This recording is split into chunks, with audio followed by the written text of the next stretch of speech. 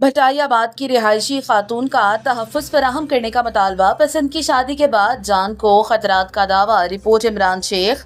कराची भटाइयाबाद की रिहायशी एक खातून मरियम बीबी ज़ौजा ज़ुल्फ़िकार अली ने पसंद की शादी के बाद अपनी जान और अपने शौहर की जान को खतरा लाहक होने का दावा करते हुए आला हुकाम से फौरी तहफ़्फ़ुज़ फराहम करने का मुतालबा किया है।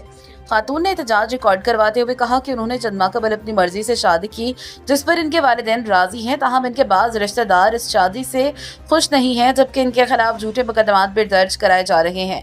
खातून ने मजीद दावा किया कि बाज़ रिश्तेदारों ने इन्हें कारोकारी के तहत कत्ल करने की फतवा दिए हैं, जिसके बायस वो शदीद खौफ व हरास का शिकार हैं।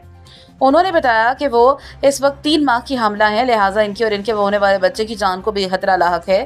खातून ने हुकूमत सिंध, पुलिस के आला हुकाम और मुतालिका इदारों से अपील की है कि इनकी दरख्वास्त का फौरी नोटिस दिया जाए, इन्हें और इनके शौहर को कानूनी तहफ़्फ़ुज़ फराहम किया जाए।